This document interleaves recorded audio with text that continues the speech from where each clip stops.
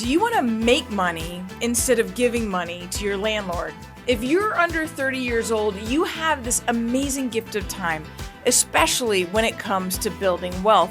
A lesson I didn't learn until I had turned 40 years old.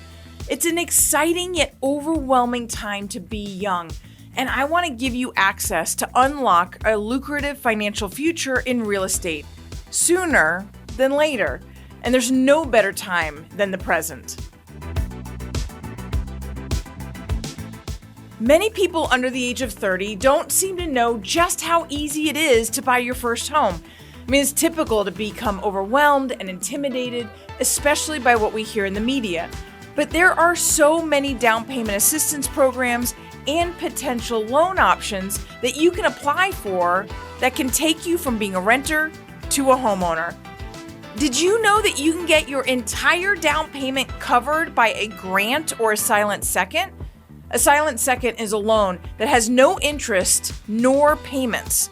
You can also negotiate a seller to pay closing costs, especially if the home's been on the market for an extended period of time. Income limits used to be a huge limiting factor for home buyers to get down payment assistance, but not anymore. I mean, now you can make as much as $176,000 a year and still get down payment assistance. And that limit goes up every single year.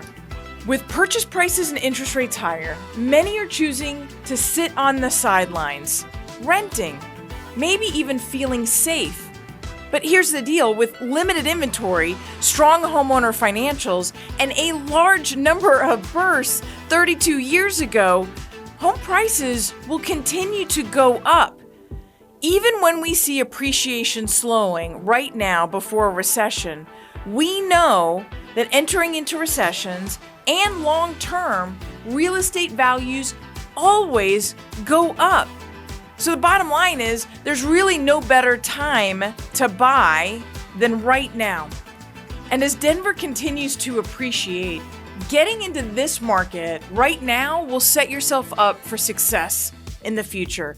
I mean, study after study has shown that the net worth of renters versus homeowners, homeowners are 48 times wealthier.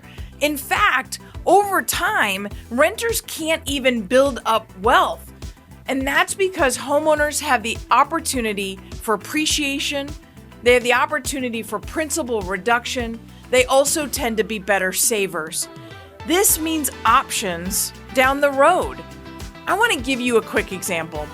So I have 3 young adult children, and my youngest turned 21 just over a year ago. And when she did, we gifted her $30,000 to purchase a home. In fact, we gave her the option of purchasing a home or even investing in the stock market, but we gave her the gift of $30,000. Well, now she's my daughter, so you can imagine the decision that she made. But we did look at the numbers both ways. And if you take the historical numbers of 7% average rate of return in the stock market, that $30,000 would have turned in to just a hair over $100,000 in 20 years.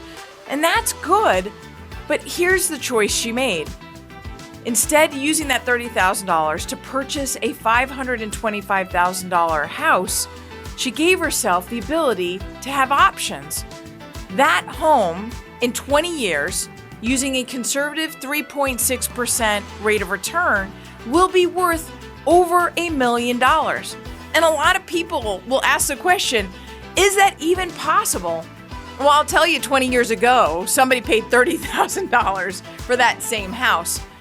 And because that house is on a great piece of land, very close to Denver University, that land will continue to add value.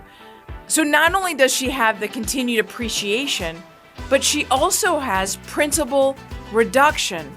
Right now, she'll house hack the additional rooms in that house. Eventually, she'll just rent out the entire house.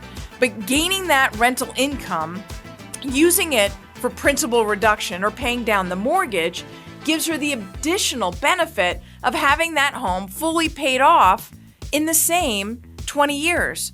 So now she has a house worth $1 million and no loan on it. She'll be 41 years old. Talk about options. She can cash out refinance with no taxable hit. She can sell that home. Yes, she'll have capital gains. Or she can simply use the rental income for the rest of her ownership of that home. Which leads me to another one of the examples where my husband and I, one of our first rental properties was a little single-family home that I literally thought I was overpaying for when we bought for just over $100,000 right off of Federal.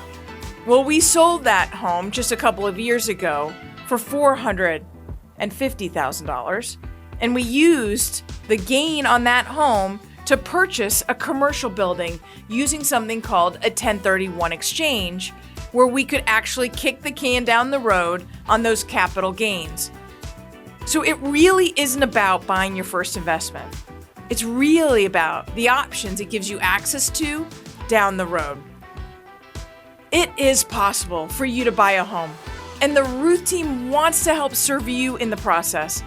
Our team has extensive knowledge and experience to offer. If you're ready to take the step into home ownership, you know who to call.